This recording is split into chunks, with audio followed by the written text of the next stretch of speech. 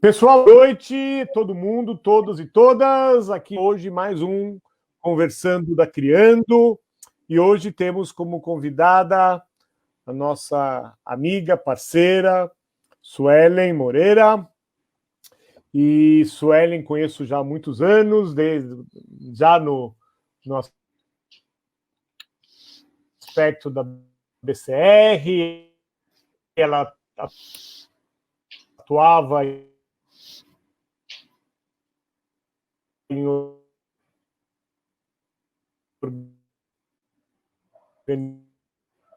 organizações como captador, se apresentar melhor. Eu fiquei travado um pouco. Suelen, está me ouvindo? Sim, sua voz só falhou um pouco. Alô? Minha voz falhou um pouco, eu falei. Então, você se apresenta, quem é Suelen? Fale você como você. O que você está fazendo hoje? Quem é você? Ok. Só te perguntando, eu não consigo ver quem está online ou quantas pessoas, não. É isso mesmo? Só para perguntar. Eu estou vendo aqui, eu estou vendo e estou vendo as perguntas, mas não se preocupa, eu pego as perguntas deles e passo para você. Beleza, ok, gente. Meu nome é Suelen Moreira. Eu comecei a trabalhar com captação em final de 2009. Então tem aí 10 anos, mais ou menos. E hoje eu tenho uma empresa, já tem alguns anos, em que eu presto consultoria, muitas vezes em parceria com o Michel, inclusive, com foco no desenvolvimento de estratégias para mobilização de recursos. Então, o foco é no que a instituição precisa realmente desenvolver, o que cabe para ela, mas como eu comecei e posso dizer que é um foco em que eu sou mais especialista, são as leis de incentivo fiscais. Eu comecei trabalhando muito com a lei de incentivo à cultura por muitos anos, trabalhei com várias outras. Hoje, basicamente, eu tenho um foco, digamos aí, que talvez metade do meu trabalho é focado em duas leis de incentivo, que é da cultura e a da saúde, que é Pronon e Pronas. As outras são em frequência menor. Mas é isso. E eu estou em Belo Horizonte, Minas Gerais. Estava tomando um cafezinho com queijo, mas já acabou. E Suelen tem um segundo endereço lá em Fortaleza, e por isso que os nossos clientes lá do Nordeste, a gente atua em parceria, né? Aproveitando quando ela... Pré-pandemia, ela ficava nos dois lugares, agora ela está mais em Belo Horizonte. Suelen, vai um pouquinho só mais para trás, que eu acho que o teu rosto está perto da câmera demais, assim, um pouquinho. Eu fico melhor assim, eu tampo a papada. Você fica ótima de qualquer jeito. Pronto, vou chegar para trás do computador, que é melhor, porque eu tenho onde apoiar. Tá melhor? Bem. Então, tá ótimo. Então, vamos falar de incentivo, Suelen, primeiro? Me conta um pouco, como está o mercado, vamos dizer, o pessoal, ontem me chegou e-mail, está funcionando incentivo, se eu quiser fazer um novo projeto, eles aprovam, então, eu acho que como está incentivos para aprovar novos projetos, como está incentivos fiscais em termos de captação, conta um pouco como que está esse mercado na pandemia. Tá. Bom, na verdade, os mecanismos no seu dia a dia aqueles que têm uma equipe técnica mais forte, estão funcionando normalmente. Ou seja, especialmente as leis federais e estaduais que funcionam não por via de conselhos, como é o caso dos fundos, né?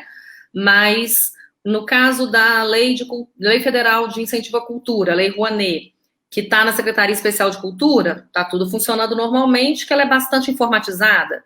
A Lei Federal de Incentivo ao Esporte está funcionando razoavelmente, porque também tem uma equipe grande, dedicada, e tem uma sistemática própria. Pronon e Pronas, os projetos estão em análise, está quase todo mundo no Ministério dessa área em home office, mas estão trabalhando, produzindo. Eu diria que até mais que o normal, pela quantidade de diligências que estão sendo geradas. Os conselhos municipais, né, para Fundo do Idoso e Fundo da Criança e Adolescente, eu acho que eles acabam sendo um pouco mais afetados, porque tem uma estrutura mais enxuta, porque tem parte de voluntariado, porque depende de reuniões, e aí isso muda muito de município para município, de acordo com as soluções, né? Mas, no geral, em termos de aprovação dos projetos, no geral, as coisas estão funcionando quase normalmente. Que bom. E na captação? Bom, na captação, o cenário já é muito mais instável, né? Digamos, porque a gente tem uma boa parte do mercado entrando em crise ou com medo da crise. A gente tem alguns setores menos afetados, outros setores que estão até lucrando mais, mas a gente tem um clima mercadológico mais de muita insegurança. E a gente sabe que a economia vai ser afetada por muito tempo. Então, o que eu acho que tem muito mais esse clima de insegurança.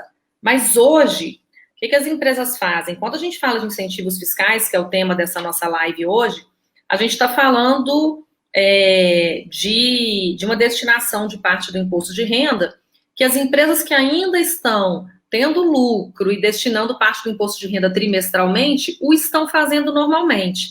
Na verdade, eu acho que as equipes que são as equipes responsáveis por efetivar esses patrocínios ou apoios, doações a projetos, elas estão se esforçando ainda mais para conseguir colocar recurso e apoiar projetos, especialmente que afetem de alguma forma as instituições ou a sociedade com relação à pandemia.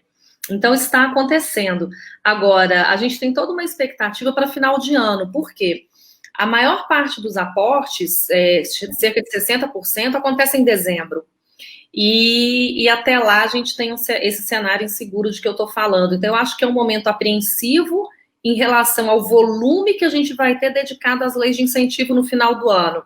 Mas, por outro lado, as empresas, eu estou sentindo uma energia de se esforçar, sabe, para conseguir apoiar e fazer esse recurso chegar e realmente destinar aquilo que elas podem em termos de imposto de renda. Então, você, com os teus atuais patrocinadores, você está mantendo esse relacionamento para ver se no final do ano vai ter lucro aquela empresa e vai poder destinar mais ou menos recursos. Não só mantendo o relacionamento, mas desde já tentando inovar no relacionamento. Isso é uma coisa que está sendo fundamental. Tentando inovar por duas razões. Porque nós precisamos pensar que a situação vai se estender por muito tempo, né? Assim, não é só 2020 o impacto, inclusive nos projetos, nas ações. Então, a gente tem que repensar muito o nosso modo de fazer aquelas ações que se fazia de uma outra forma no ano passado. Mas também inovar na forma de o que oferecer de contrapartida, quando apoiar, como oferecer uma solução para essas empresas. Porque as empresas, quando elas investem, mesmo através da lei de incentivo, elas normalmente têm algo em mente em maior ou menor escala, que é o relacionamento com a comunidade. Esse relacionamento pode ser com a comunidade que ela atinge, como, por exemplo, mineradoras, um relacionamento com aquela comunidade porque elas têm um impacto ambiental, social e tal. Outras querem relacionamento com os clientes, como os bancos ou seguradoras. Os bancos, eu diria até que tem duas coisas. Tem com o cliente, mas tem também com a sociedade em geral, por posicionamento de marca. Então, o que a gente hoje pode pensar e oferecer para os nossos parceiros, que até então patrocinavam ações muito específicas, que vão continuar, em que a instituição continua sendo também a ação que ela realiza, que ela performa, continua também sendo uma maneira de relacionamento com aquele público-alvo. Como que a gente pode, ao mesmo tempo que cumpre a nossa causa, servir de ferramenta para essa empresa num momento tão diferente? Então, acho que a gente tem que colocar muito pensamento nisso e tentar algumas ações inovadoras até para substituir aquilo que eles esperavam da gente em 2020. A Vanessa já faz uma pergunta e eu linko com o monitor da BCR, né, que estamos chegando aí nos 6 bilhões de doação, que ela fala que as empresas, ela está vendo que as empresas estão querendo ajudar as organizações sem fins lucrativos, esse chamado terceiro setor, e com incentivo, sem incentivo, e a dúvida que a Vanessa coloca, obviamente que nós também temos essa dúvida, mas queria a sua opinião, se isso é uma coisa que vai, vamos dizer, vai melhorar, vai aumentar, vai voltar como era antes? O que você acha? Vocês sabem que eu estava ouvindo, antes da nossa conversa aqui, uma outra live em que estava participando o Hugo Barreto, que é o diretor de toda a área de responsabilidade social da Vale, incluindo a Fundação Vale, que é social, incluindo o Instituto Cultural Vale, que é recém-criado, na verdade, que agora vai virar instituto também. E ele falou uma coisa interessante em relação a isso, que é uma tendência que eu acho que a gente via mais na Europa, especialmente, que é da empresa começar a se identificar mais com a causa social que ela sempre apoiou. E o que eu senti, é interessante isso, é que, diferente de... Hoje, quando essas grandes empresas elas têm comitês de crise, fazem parte desses comitês de crise, aquela equipe, aquele diretor, gerente, superintendente, que era só da área de investimento social, que era só da área de patrocínio. Ele faz parte hoje de um comitê de crise. Então, eu acho que se tem uma coisa que esse momento trouxe, foi as empresas darem uma importância maior ainda do que antes a como ela faz investimento e como ela gera impacto. Trazendo, inclusive, esses gestores para dentro de um comitê de crise que está lidando não só com o negócio em si, mas em como ele impacta a sociedade, a comunidade, em como não deixar parceiros na mão. Então, eu acho que eu não diria que há uma tendência de maior colaboração. Eu diria que eu acho que haverá, sim, uma boa vontade maior de colaborar. A tendência vai ser limitada pelo aspecto econômico.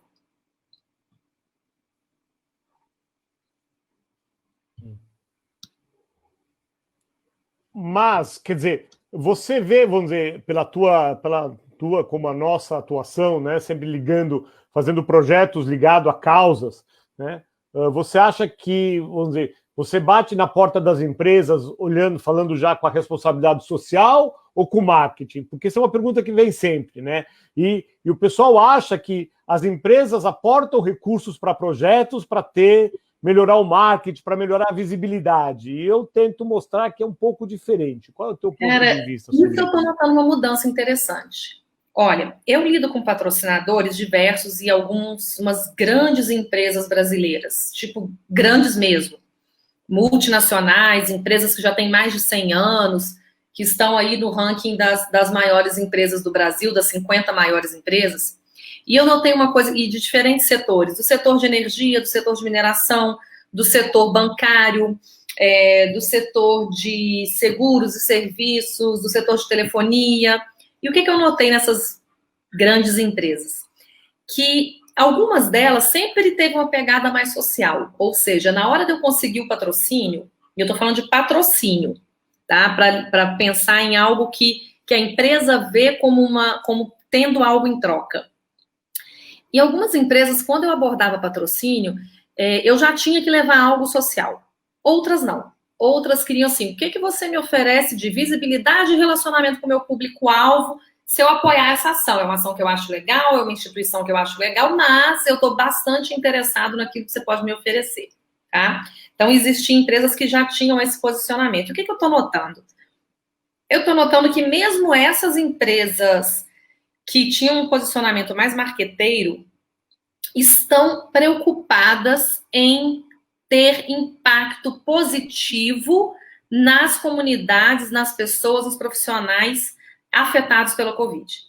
Então, eu ouvi outro dia de uma empresa em que eu estou pleiteando um novo patrocínio, inclusive, uma ampliação de patrocínio bastante relevante, e que pela primeira vez eu ouvi nessa empresa que um dos argumentos levado ao conselho, ao presidente, eles têm um conselho com presidência, vice-presidente, que um dos argumentos levados ao conselho era o impacto em empregos gerados com esse projeto, em como que isso ia desdobrar emprego direto, emprego indireto, em como que isso ia afetar a cadeia em que essa instituição estava inserida, e não só naquilo que antes era prioridade, que tinha a ver com relacionamento e visibilidade.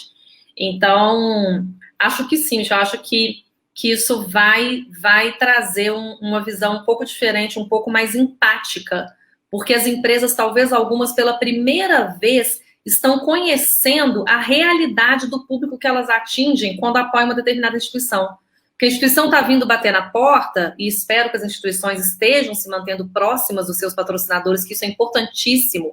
Eu falo com os meus quase todo dia.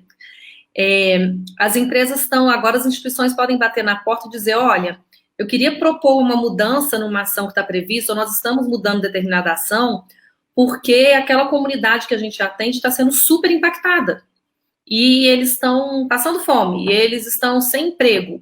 E eu vou ter que comprar chip de celular para os meninos conseguirem assistir a aula online, porque eles não têm como ter chip de celular e crédito no telefone.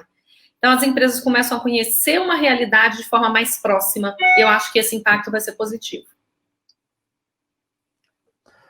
Lógico que temos todos os tipos de empresas, temos empresas ainda talvez que estão no modelo um pouco mais pensando só no marketing, mas a minha experiência também é sempre de causas, né? Chegar nas empresas falando de causas, falando de impacto social, falando com a área de responsabilidade social e entrando com os projetos sociais, quer seja criança, adolescente, quer seja idoso, quer seja cultura, esporte, como um meio deles aportarem recursos para os projetos. E também sem incentivo, né? A gente nunca pede só com e sem. Isso também, a Flávia colocou aqui muito bem, ontem a Socialdocs lançou um documento, teve ontem uma private, eu estava lá também, Flávia, te vi lá, e hoje saiu público esse documento, mostrando um pouco isso, que as empresas, muito parecido com o que você falou, né? As empresas estão preocupadas em dar esse chip, em ajudar o seu organização mais no entorno. Agora... Eu não vi ainda a publicação do Socialdocs, mas vou dar uma olhada depois. Veja, porque está bem interessante, é limitado, vai ter mais um papo agora sexta-feira com as empresas B, assim, estão fazendo um trabalho bonito. Eu gosto muito do trabalho dos dois, do Henri e do Marcel. E acho muito legal que eles conseguem mostrar isso, e quer dizer, e aí jogam para o lado deles, quer dizer, e mostrar isso via vídeo, né? Que acho que é uma linguagem moderna hoje. A Flávia colocou aí o link para vocês, quem quiser acessar essa pesquisa, já está no link que a Flávia colocou. E o vídeo consegue, é uma linguagem boa, né? E aí, voltando, né, a gente pode fazer muita coisa com vídeo, com as leis de incentivo, etc. Só para a gente terminar esse tema de incentivo fiscal, e quero abordar outro tema também, assim, alguém que chega para você hoje e fala, olha, tenho uma ideia, eu quero fazer um novo projeto para o ano que vem, de colocar na lei de cultura, você acha que tem espaço para buscar novos patrocinadores para um novo projeto? Você acha que é mais difícil, a gente sabe, mas você acha que vale a pena tentar? Eu acho que tem dois aspectos aí. O primeiro vou colocar um aspecto positivo e um negativo, né? Um pró e contra. Eu colocaria que como contra, eu acho que pela experiência que eu estou tendo agora com diversos clientes que eu chamo são as minhas organizações sociais que eu atendo, está havendo uma oportunidade de ampliar relacionamento com os atuais parceiros. As empresas que apoiam querem apoiar mais. E eu até cheguei a brincar assim com patrocinadores, até de falar assim, eu estou feliz porque vocês estão agora tendo a oportunidade de mostrar, de colocar peso na palavra parceria, que sempre foi utilizada. A verdade é essa. Então, eu acho que isso é uma coisa que o fato das empresas estarem querendo fortalecer aqueles parceiros que elas já têm, podem dificultar um pouco a entrada de novos no mercado. No entanto, a Vanessa, que está aqui com a gente, acabou de dar um exemplo que eu vou pegar como gancho. Ela falou que pela primeira vez recebeu a ligação de uma empresa pedindo para ser patrocinadora do projeto, porque estava para fechar um negócio e precisava demonstrar responsabilidade social. Olha isso. Então, eu acho que a gente talvez tenha uma onda de empresas percebendo que se ela não investir em responsabilidade social, se ela não demonstrar um posicionamento, se ela não tiver marketing ligado à causa, se ela não tiver uma posição, né, dentro do mercado e da sociedade de devolver, de ter responsabilidade social também, é um termo meio batido, mas é esse, de demonstrar responsabilidade social, ela vai ficar para trás. Então, talvez as empresas estejam sim procurando novos projetos, especialmente aquelas que antes não investiam, ou setores que estão tendo aumento de lucratividade, como as indústrias farmacêuticas, as redes de farmácia, redes de supermercado, setor alimentício, de energia. Tem vários setores com aumento de lucratividade que podem abrir espaço para novos projetos. Então, sim, eu motivaria pessoas a tentarem novos projetos em lei de incentivo. Agrobusiness está crescendo também muito, né? Então, eu acho que é por aí mesmo. Muitas novas empresas, talvez aquelas grandes empresas que você talvez já falou, que você está entre as 50 maiores, que você tem relacionamento, talvez elas estão mais gerindo aqueles projetos que eles já têm. Mas eu acho que tem aí um mercado crescente. Estamos falando de 3.600, quase 4 mil empresas que aportaram recursos nas leis de incentivo ano passado. Se a gente pensar 4 mil empresas, tem as 100 maiores, mas tem as 3.900 que não são as maiores e tem mais gente entrando, né? Tem mais gente querendo ou com ou sem incentivo. Então, acho que o mercado está aí realmente para a gente pegar. Ok. E o que a gente pode oferecer para essas empresas? O que normalmente, como você monta um plano de contrapartidas para essa empresa? A empresa fala, legal, eu vou colocar 50 mil reais no teu projeto de música ou de 100 mil, tal. O que a gente pode... O que as empresas, entre aspas, gostam de receber de volta? Vamos falar assim. Vou falar primeiro em condições normais de temperatura e pressão. Né? Então, assim, cenário que independe de pandemia. Eu acho que uma coisa importante, eu tenho até uma coisa, de vez em quando me pedem ajuda para determinado projeto, até projetos que eu conheço, que eu acredito, mas que chegam assim, Suelen, está aqui pronto, me ajuda, vamos fazer a captação junto e tal, e o projeto já está lá pronto para sair para a captação. Outro dia eu respondi isso para até uma amiga, assim, querida, eu adoro seu projeto, eu frequento, eu vou no seu festival todo ano, mas a gente começa a captação quando elabora o projeto. Então, uma coisa que é muito importante é, desde a concepção do projeto, é preciso pensar como eu posso transformar esse projeto em um atrativo para patrocinadores. Como ele pode atrair empresas, como ele pode atrair patrocinadores. E isso não é necessário, de forma alguma, desviar da sua causa. Acho que muitas vezes as pessoas confundem. Mas eu tenho que fazer o que o patrocinador quer. Cara, olha só, se você é uma orquestra, digamos, qual que é o negócio da orquestra?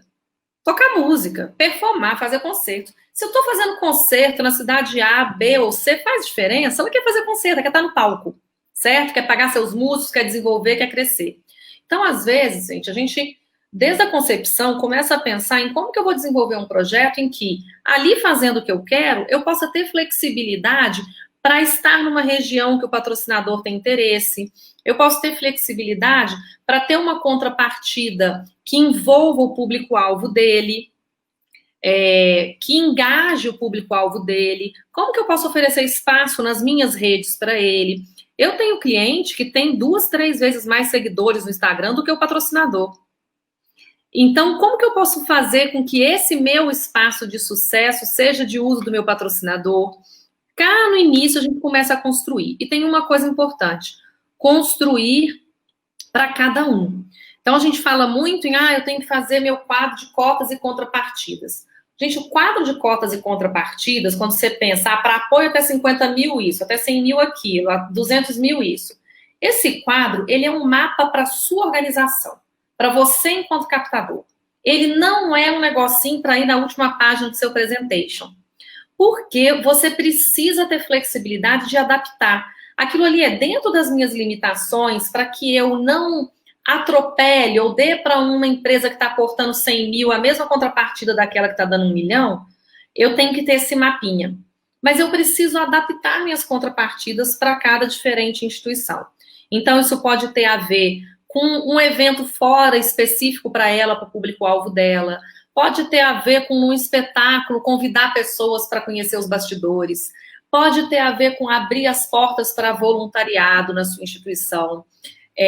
Pode ter a ver com oferecer palestras daquele expertise para os funcionários da empresa, fazer um workshop, a sua empresa trabalha com pessoas com deficiência, eu quero oferecer um workshop para o seu RH sobre inclusão. Então, as contrapartidas, elas têm que oferecer algo de valor para o patrocinador.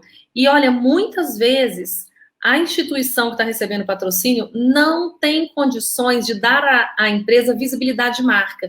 Coloca um monte de coisa. Eu vou colocar sua marca no meu site, no meu Facebook, no meu Instagram, uma placa na porta da empresa. Vou plotar o meu ônibus que busca os meninos. Vou colocar no uniforme. Quem vê? Ah, quase ninguém, porque eu só tenho 500 seguidores aqui, porque o uniforme é usado pelos meninos dentro da quadra da instituição, porque o carro busca um ali no bairro e volta e a sua empresa está em outro lugar.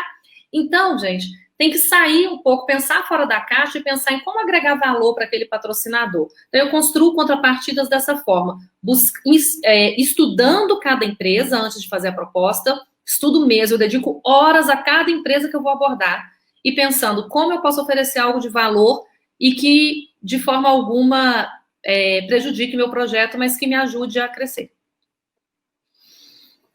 É isso. Maravilha. Dentro da pandemia, a gente está adaptando essas contrapartidas, mudando elas, inclusive, nesse momento. Eu tive recentemente um patrocinador que ficou muito mais feliz com o que eu ofereci no novo formato do que com o que ele ia ter antes. Porque, como eu sei que ele tem uma atuação internacional na qual ele tem investido, eu ofereci que a transmissão online que vai ser feita com esse patrocinador oferecendo e tal, que ela vai ter legendagem em inglês e ele vai poder fazer um convite específico para os clientes dele no mundo inteiro. E falou assim, nossa, isso é muito melhor do que estar fechado num lugar. Então, a gente tem que... Acho que agora está sendo um momento muito de sair da caixa, sabe? E de pensar coisas novas que podem agradar. E conversar, perguntar também, né? Ajudar a pensar junto. Eu acho que você falou duas coisas muito importantes, quer dizer, essa coisa de dar visibilidade para as empresas. Primeiro, elas não precisam da gente para ter visibilidade, né? Se elas querem visibilidade, elas vão comprar espaços para divulgar os seus produtos, seus projetos, mas sim alinhar a causa, aí sim, eles vão colocar todas essas atividades que eles estão aportando recursos, vão colocar no relatório de impacto social da empresa, vão envolver os funcionários, né? Então eu vejo cada vez mais eles querendo essas experiências, mais experiências do que divulgação de marca e de imagem, né? Então acho que isso é uma boa dica, né, que você deu de pensar nessas coisas, de envolver funcionários, clientes, realmente entender o que eles querem envolver. Eles querem, quando tem crianças, eles querem ter uma atividade próxima com as crianças, tocar nas crianças, nem sempre isso é possível. Vou até aproveitar que você falou em crianças. Tem uma outra coisa, gente, que eu sempre pego no pé de que tem que ter investimento. Invista, você instituição, organização cultural, social, invista em imagem. Sabe, você vai fazer uma ação super legal com as crianças. E quem está tirando foto? Ah, não, a nossa contadora tem uma máquina semi-profissional e ela faz umas fotos ótimas. Não, gente, invista. Porque, às vezes, eu tenho feito muito vídeo das ações, assim, com clientes. Às vezes, se você consegue trazer alguém que faz um videozinho, você leva isso para um editor, e ele faz um vídeo de 1 minuto que você manda para o seu patrocinador, ele quer colocar aquilo nas redes dele, ele vai mostrar na reunião do conselho, ele quer pôr no site. Então, faça esse tipo de coisa, avise antes, olha, eu tenho um vídeo aqui super legal, e eu estou abrindo ele com a sua logomarca, porque esse projeto você que apoia, você quer divulgar antes de mim? Você quer replicar na minha rede? Você quer dar alguma visibilidade para isso? Então, acho que é importante a gente ter material de qualidade. Quando eu falo de qualidade, tem que ser assim. Você entra no site do seu patrocinador, tá? Da empresa doadora. Aí você vê o nível dele de qualidade. Como são as imagens que ele usa? Ele usa mais vídeo? Ele usa mais foto? Olha a qualidade do que ele usa. Ele compra de banco de imagem? Ele tem coisa própria? Eu tenho que fazer naquele nível. E daí eu tenho patrocinadores com níveis diferentes, mas eu preciso fazer algo que ele tem orgulho de mostrar. E isso vai ser uma contrapartida interessante e isso vai gerar relacionamento, né? Então, é muito importante. Eu lembro que uma vez o Marcelo Stravis, quem conhece aí, ou já o ouviu, lembro que uma vez ele falou uma coisa numa mesa de café, eu acho que a gente estava eu acho que foi no FIF de Gramado. E aí ele soltou uma coisa que ele falou que as pessoas ficavam bravas com ele. Eu falei assim, não, mas eu concordo com você e falo a mesma coisa. As instituições têm que começar a encarar a captação com o mesmo peso que a própria causa. Enquanto a captação for um negócio à parte de pedir dinheiro e não tiver o mesmo peso da sua própria ação, da causa, aí você não vai colocar dinheiro em captação. Então, você não vai colocar dinheiro no marketing, não vai colocar dinheiro em produzir imagem boa, não vai colocar dinheiro numa boa plataforma de relacionamento com seus doadores, numa boa consultoria para te ajudar. E aí fica para trás. E é difícil manter relacionamento quando a empresa patrocinadora não tem orgulho de demonstrar o que você mandou para ela lá na mesa do conselho, da presidência, nas suas próprias redes sociais, colocar no seu site. Então, é outra dica que eu dou para relacionamento e contrapartida. Legal, Suelen. Só quero apontar, então é legal, estamos aqui com vários clientes aqui nos ouvindo, amigos, parceiros, pessoas que a gente já entrevistou, Nailton, Flávia, outros consultores, a Bia lá de Fortaleza, mas temos um convidado muito especial que está nos ouvindo, está quietinho lá, mas é nosso amigo, Suelen, Lírio Cipriani, que foi fundador do Instituto Avon. Muito bom ter você aqui com a gente, Lírio. Estamos com muita saudade de todos, estamos com saudade de todo mundo, queremos abraçar todo mundo, mas o Lírio com bastante especial. Muito bem. Voltando aqui às nossas contrapartidas. Vou mandar um beijo para ele. Um beijo. Manda um beijo. Beijo para todos, mas um especial para o Lírio. Custa, né? Essas contrapartidas têm um custo. Né? Custa. Algumas coisas que a gente oferece para o nosso patrocinador tem custos. Alguns desses custos a gente consegue incluir dentro do projeto, outros não. Esporte, principalmente, não permite a gente divulgar o nome, o esporte é muito limitado, criança e adolescente também, a cultura permite mais, mas mesmo assim, às vezes, algumas coisas não dá. Como que a gente valora, como que a gente põe um valor para essas contrapartidas e até que ponto, vamos dizer, o cara que me doou 100 mil, até quanto eu posso gastar dessa doação para retornar em contrapartidas? É quase cabeluda a pergunta, mas te vira. Não, mas eu acho uma boa pergunta. Esse finalzinho seu aí realmente é complicado, porque o quanto eu posso... tem um misturador nesse copo? Você está tomando uma caipirinha? Em plena live, é isso? Não, nosso happy hour é de pão. Aqui tem água, gelo, limão e gengibre. E o limão e o gengibre precisam... É para a avó dele. Água. Vamos lá. Olha, eu acho que esse fechamento de 100 mil reais, quanto você pode investir? Isso vai depender muito do que foi desenhado de proposta. Aí depende da lei que você está usando, depende da proposta, como que isso foi feito e qual é a importância da visibilidade para o patrocinador a ponto de ter esse grande investimento. Quando a gente fala na Lei Federal de Incentivo à Cultura, por exemplo, ela tem um limite para visibilidade que é de 20% e que pode chegar a 30% para projetos até 300 mil reais. Então... Bastante. É bastante. É 30% a projetos até 300 mil reais ou projetos realizados integralmente no Norte e Nordeste. Quando você fala de 20% de 1 milhão, você está falando de 200 mil reais em comunicação. Se você coloca isso em comunicação em redes sociais, uma grana, é muito dinheiro, né, para impulsionamento e tal.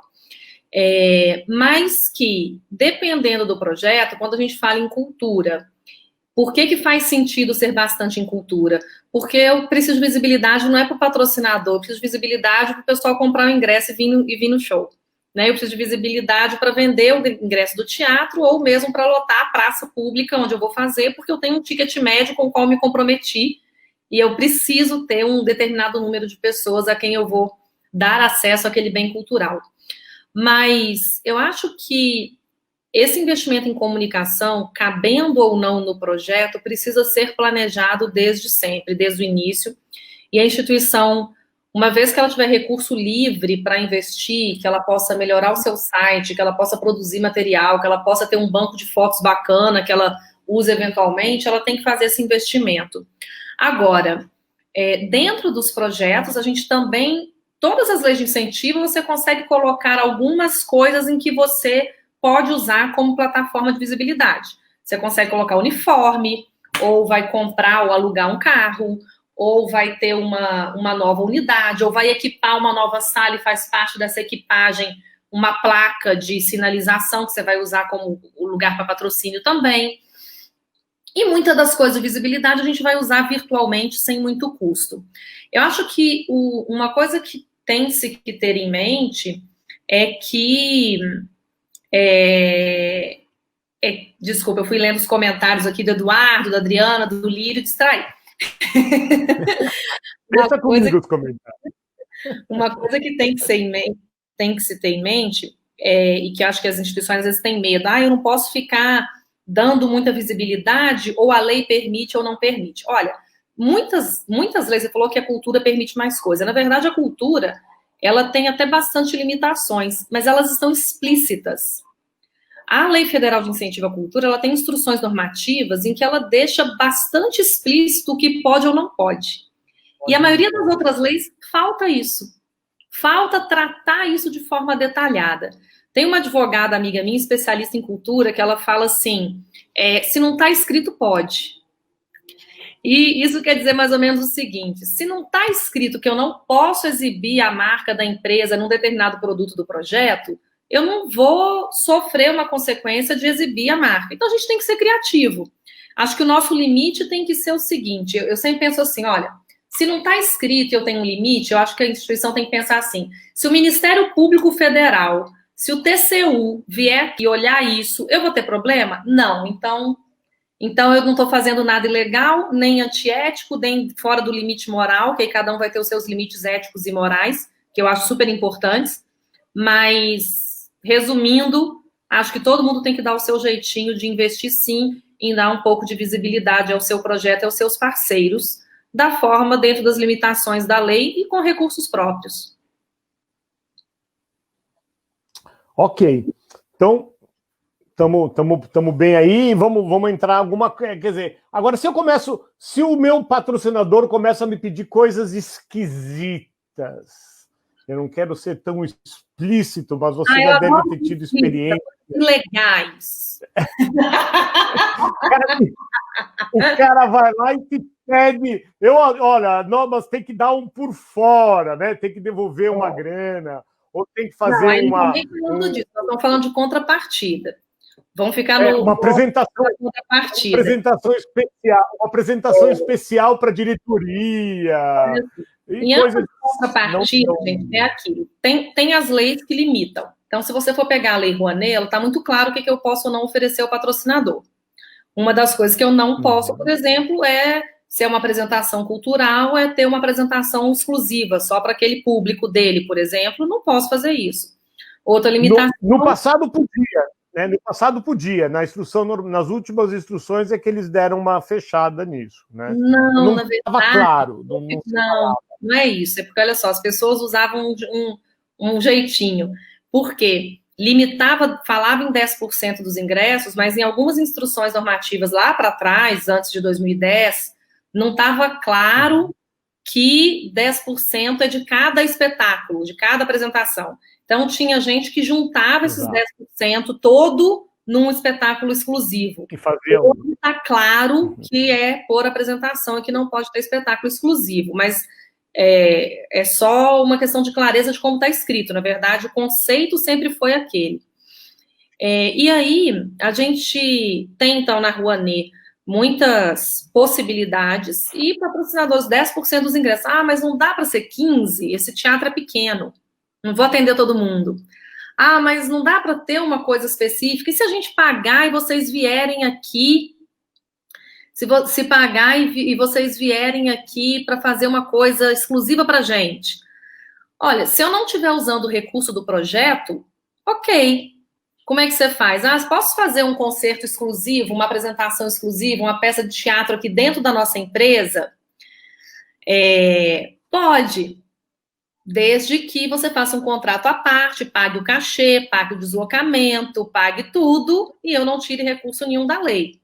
Faz aí um contrato à parte, de privado para privado, não mexe com dinheiro público.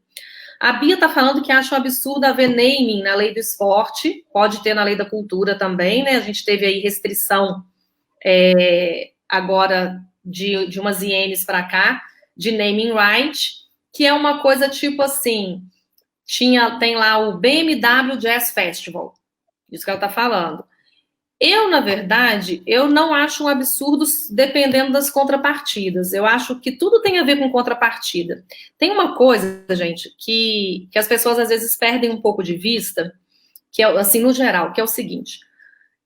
Vou pegar a Lei Rouanet, que é a mais, né, a geni das leis de incentivo, né? Vamos bater na lei. A Lei Rouanet, por exemplo, para que ela é feita? Ela é feita para promover artista? Não. Ela é feita para dar dinheiro para a produção cultural? Não.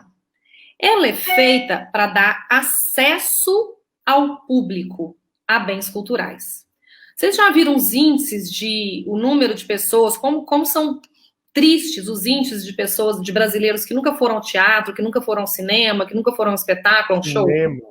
A lei existe para promover acesso. Ela tem vários problemas de gestão? Tem. Mas ela existe para promover acesso. Então, quanto maior a visibilidade da empresa, maior é o nível de contrapartida que ela tem que dar. Na cultura, por exemplo, não pode ter naming rights se o evento for cobrado. Agora, se a gente pensando em se uma empresa vai conseguir promover um evento para uma cidade do interior, gratuito, levar a Orquestra Sinfônica Brasileira lá para o interior, num palco ao ar livre, com 80 músicos para criança, velho, gente de toda a idade que nunca viu. Pô, isso não vale. Não vale mais, talvez, o acesso a um bem cultural, o quanto que isso pode ser transformador, bem como o esporte pode ser transformador, especialmente na vida de crianças e adolescentes, do que a gente pensar no nível de visibilidade. Eu procuro sempre colocar esse peso, sabe?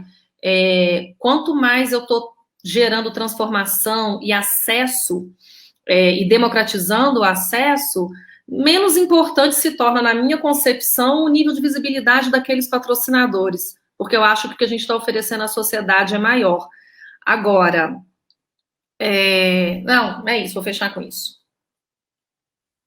Então, e como você vê algumas empresas, né, que a gente bate na porta, elas falam que elas não querem, elas não nos atendem, elas têm empresas que fazem a gestão deste valor do incentivo fiscal.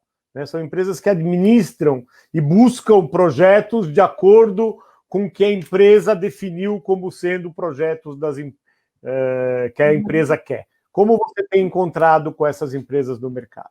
Eu acho esse um negócio que tem lugar no mercado e que é completamente legítimo. Uma consultoria que oferece serviço para o patrocinador, porque muitas vezes o patrocinador não quer investir em ter um departamento cuidando só daquilo.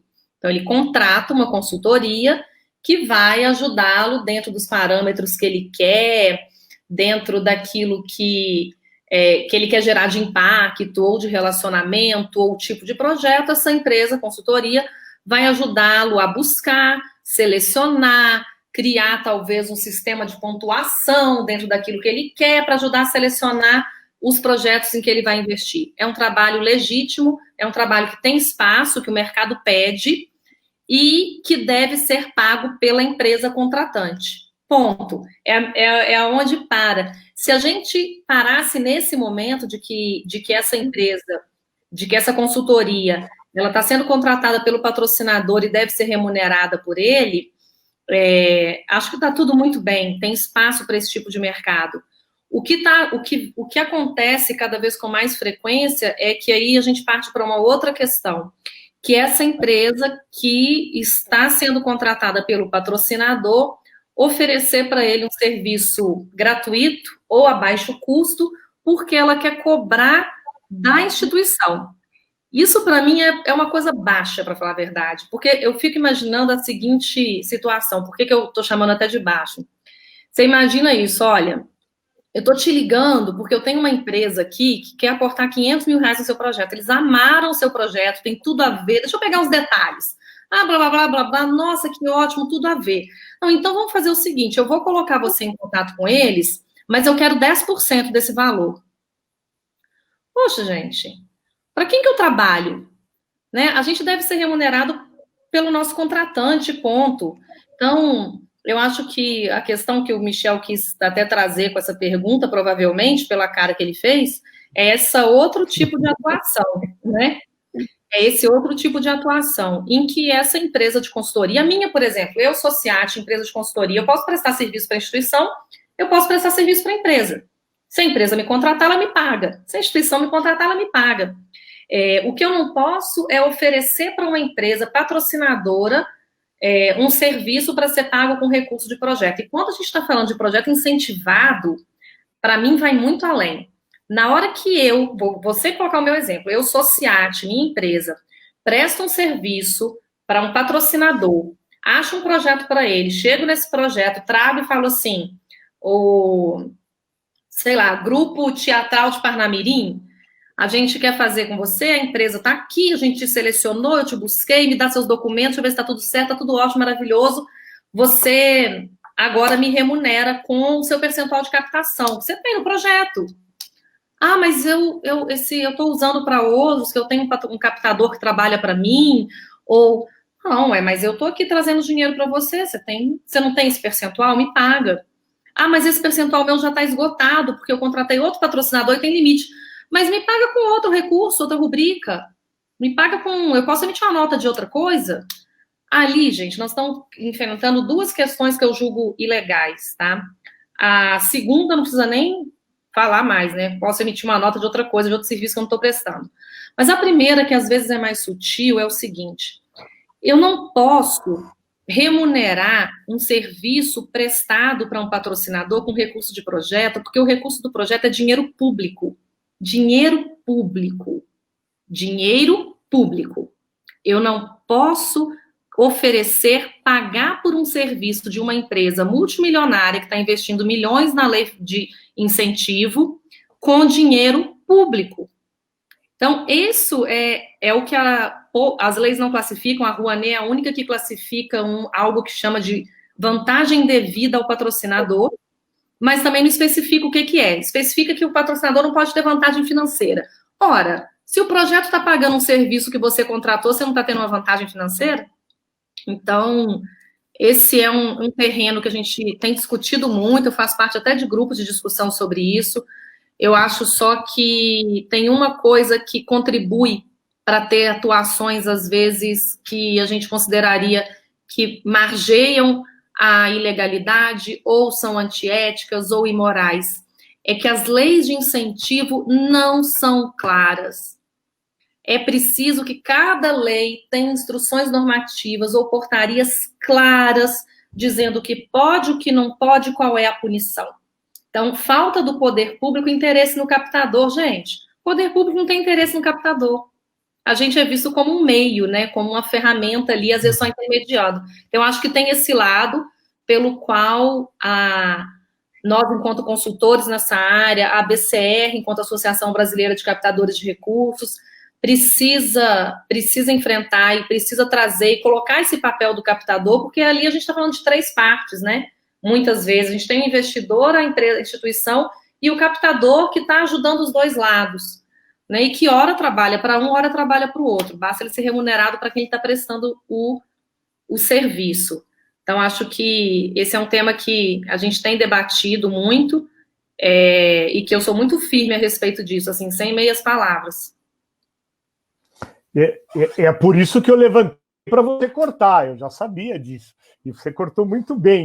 E eu acho que a BCR está revendo o seu código de ética, que foi o motivo da fundação da BCR há 20 anos atrás. Uhum. Eu acho que esse é um bom momento para a gente trazer esse debate para dentro da BCR e para que isso seja uma bandeira de parar com essas vantagens devidas e falar da captação ética e falar da captação que o captador tem direito a ganhar aquele valor que a lei preconiza que ele pode ganhar, se é 5%, se é 7%, se é 10%, se é 2%.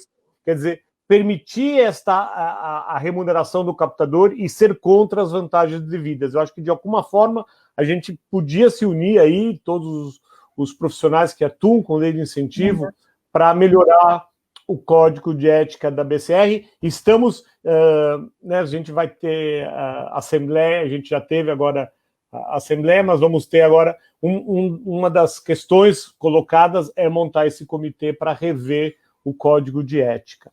E estamos indo para a parte... Posso responder a pergunta da Adriana? Não, deixa eu só falar alguma coisa. Deixa que eu respondo. Eu pergunto para você já te dou. Mas, então, estamos indo para a parte final da nossa live de hoje, né? A doutora Adriana colocou a pergunta aqui sobre se pode vender ingressos, etc., se não é... Porque a cultura pode ser fim, pode ser meio, mas eu vou deixar a Sueli, então, responder, antes de eu responder. Que pode, mas a Sueli vai explicar como faz. Tem limites? Então, são duas partes aí, né? A doutora Adriana, a gente conhece aí, Adriana, está falando de uma instituição de saúde, e então, se uma instituição que não é uma instituição cultural pode propor projetos na Lei Rouanet, ou em outras leis de incentivo à cultura. Na verdade, até uns anos atrás era um pouco mais fácil, porque bastava ter no seu estatuto fim cultural, e pode ser cultural entre outros fins. Hoje, na verdade, a lei exige que o seu CNAE, que é aquele cadastro, né, da atividade que a instituição faz, que ela tenha no seu CNAE a atividade cultural a qual ela se propõe. Então, a instituição ela não precisa ser exclusivamente cultural, mas ela precisa ter cultura no seu estatuto e ter cultura entre os seus CNAEs, sendo que no CNAE tem que ser especificamente daquilo que ela propõe, daquele segmento cultural a que ela se propõe. A outra parte da pergunta é sobre gerar renda para a instituição proponente. Gente, lei de incentivo, ela não impede que haja renda para a instituição proponente, tá? Algumas são mais rígidas do que outras, mas se a gente fosse falar da Rouanet, por exemplo, eu posso vender ingresso e ela limita tudo. Eu tenho um percentual de ingresso que tem que ser gratuito, que hoje é 20% de cada espetáculo. Eu tenho um outro percentual, que é de 10%, de ação educativa que tem que ser feita paralelamente. Eu tenho um limite de percentual que eu posso distribuir de ingresso para dar visibilidade ou para o patrocinador. Eu tenho um limite de percentual de ingresso que eu tenho que vender a menos de R$50, que hoje é o valor do Vale Cultura. E eu tenho depois um ticket médio do valor do ingresso para os outros 50%, então que limita até o quanto que eu posso cobrar. Mas, gente, não tem nenhum impedimento, porque, como eu disse, a Lei Rouanet ela é feita para levar cultura, e ela não impede que o proponente, que o produtor cultural viva dela e tenha lucro, né? Se a gente fosse encarar que a lei de incentivo não permitisse lucro para o produtor, como é que a gente ia encarar as leis de incentivo para produtores de eletrodomésticos? A lei de incentivo para produtores de automóveis? Se toda lei de incentivo tivesse como contrapartida a não lucratividade, a gente não tinha lei de incentivo em tão diversos segmentos industriais, comerciais, agropecuários, etc. e tal. E não precisa ser pobre para ser artista. É isso aí. Deus quiser. E, então, no passado não tinha esses limites, mas quando deu aquela polêmica do Cirque du Soleil com o Bradesco, aí se colocou esses limites. Antigamente podia cobrar R$750, o ingresso mais barato. Hoje mas não pode ter esses limites. Sempre houve as contrapartidas, sempre houve ingresso gratuito, sempre teve um percentual do valor popular, havia contrapartida, desde sempre, né? Sim, mas não tinha essa média, não tinha esse limite da média do ingresso ser dos R$50. Isso veio mais tarde, justamente porque a lei, gente, a lei vai se aperfeiçoando, é natural isso. A lei foi feita em 91 e cada vez que alguém encontra uma brecha ou utiliza a lei de forma indevida, a lei vai se aperfeiçoando através dos... O ingresso ele não é baixo, ele é de R$225. 50, 25, não, então. 220. Mas também, e hoje em dia, com as lives, só para trazer para os tempos modernos, em vez de a gente cobrar o ingresso, a gente dá o show de graça e pede doação nas lives. É uma outra forma de cobrar, e essa doação é da organização, né? Não precisa pedir.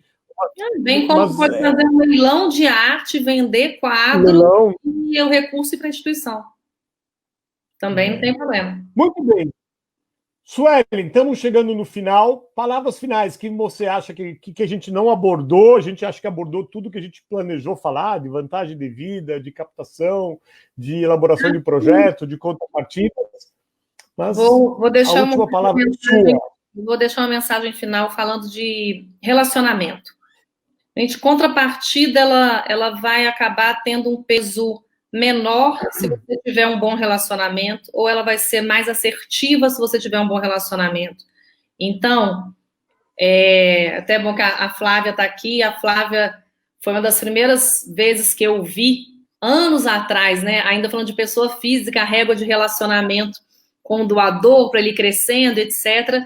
E eu adapto isso, a régua de relacionamento com empresas, tem uma dinâmica diferente, obviamente, mas ela é importantíssima. Eu estou vendo que agora, na pandemia, esse relacionamento que eu mantenho muito próximo com os patrocinadores das instituições que eu assessoro, ele está sendo fundamental, mas fundamental a ponto da empresa estar assim, nossa, nós vamos fechar um novo negócio e eu tenho que aportar, tenho 3 milhões de dinheiro para colocar em setembro. Para quem que eu vou ligar primeiro? Para essa instituição aqui, com quem eu tenho um bom relacionamento, né? Queria aproveitar para colocar dinheiro direto, sem ser de lei de incentivo, em algum parceiro que eu já tenho, para poder aprimorar uma ação social. Para quem que eu vou ligar primeiro? Então, gente, relacionamento. E outra, na hora que eu entro ao contrário, olha, eu não vou conseguir fazer aquela ação por causa da pandemia, e eu estou sugerindo uma outra ação que custa muito menos, e o resto do dinheiro eu estou usando para manter todos os funcionários, que eu não estou demitindo ninguém. Você topa? Ele só topa porque existe um relacionamento que é constante, que não é só na hora de fazer proposta, que é transparente, que é de parceria, que é de ajuda. Eu tenho vários patrocinadores que ligam para mim, às vezes eu pedi opinião de outro projeto. Tipo assim, Sueli, que eu estou olhando um outro projeto aqui, não é concorrência não, a gente continua com vocês, mas é que eu estou com uma dúvida e me pergunta coisas. Eu fico muito lisonjeada de receber esse tipo de telefonema, porque significa que eu estou passando para esse patrocinador segurança. Então, gente, cultivem relacionamento. Assim, tem uma ação legal nossa, a gente distribuiu hoje cesta básica para as famílias do projeto que estavam mais vulneráveis. Faz um videozinho, tira foto, manda no WhatsApp dele. Não deixe criar distância e frieza com os seus patrocinadores e as pessoas que os representam, porque isso vai te ajudar muito a renovar, a fidelizar, a variar nas suas contrapartidas e, principalmente, no momento de crise como esse, a ser parceiro. É isso que eu deixo. Obrigado, Suelen, por mais essa parceria hoje aqui. Obrigado a todos que estiveram aqui com a gente. Só escutando, fazendo perguntas, fazendo comentários. Para a Bia, para todos. E a gente traz essa mensagem de otimismo, não só porque é otimismo, porque é o nosso dia a dia, tanto o Suelen quanto eu, quanto a gente fala com os outros. Estamos trabalhando muito, o mercado não parou, a captação não parou, as organizações não pararam. Lógico que é muito ruim ter Covid, é muito ruim ter gente morrendo, mas a gente vai se superar e vai aproveitar essas lives para não ficar chorando em cima, mas para mostrar que a gente tem que se superar. Muito obrigado, até quarta que vem, com um tema também de interesse para todos. Obrigado a você. Eu esqueci o tema da semana que vem, mas depois a gente divulga. Valeu, pessoal. Tchau. Até.